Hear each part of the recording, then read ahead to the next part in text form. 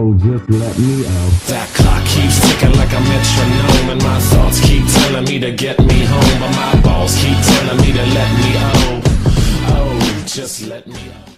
Is it possible, even remotely possible, that Tudor did something better than the company that birthed it? This has been a subject on my mind lately, and I thought it would be an interesting discussion to have. As always, if you would like any of your thoughts on watches discussed by a designer, comment them below and I'll write them up.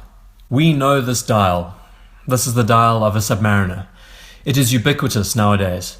Ever since its inception in the late 50s, this dial, for the most part, has remained unchanged. Does that therefore mean that it is perfect? Good question. As an industrial designer, I am at liberty to say that no product is perfect, but it does not mean that something cannot near perfection. The topic of discussion today is more of a question than anything else.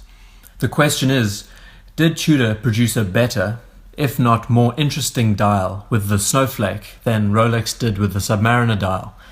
I can already hear the hatred percolating in the comments, but just think about it a bit more openly as I explain my case. Let's determine with a side-by-side comparison of the two.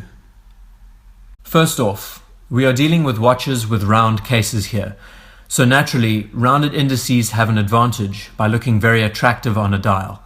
There is a sense of symmetry to the watch's layout, and it also looks pleasing to the eye. You could say that round indices almost meld into the background, but the question is, should indices look pleasing to the eye? In circumstances when you need to read the dial quickly at a glance, would it not be better if they stood out more? Food for thought. To differentiate themselves from the Crown in the 70s, Tudor brought out the Snowflake dial. The name came from the form of the indices. As you can tell, they are square and not circular.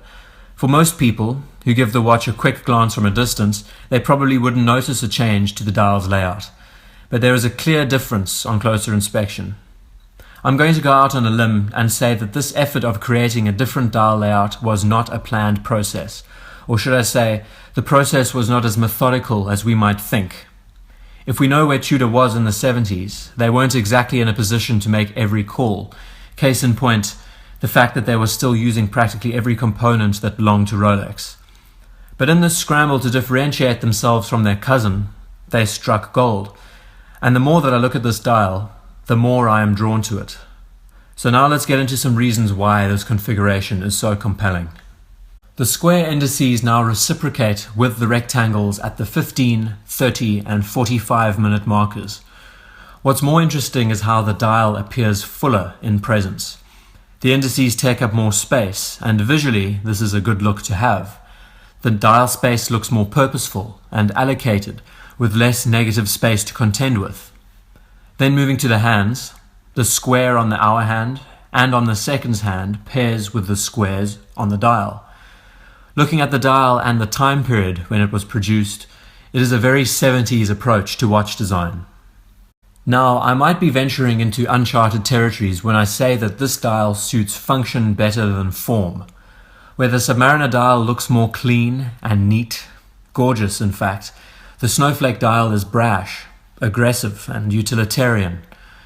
It's fascinating to think that these snowflakes were so sought after by the military, and that Rolex was contracted to design the Milsub during that time period, which uses a surprisingly similar design approach to the dial layout. Fatter indices and larger sword hands, all for the sake of increased legibility.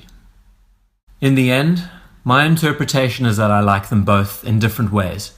For the longest time, the Snowflake never appealed to me, until I held one in my hand and was drawn into the dial. I find the dial layout to be more congruent, but also more conflicting when placed in a circular watch casing. But then sometimes design needs conflict, a square peg in a round hole.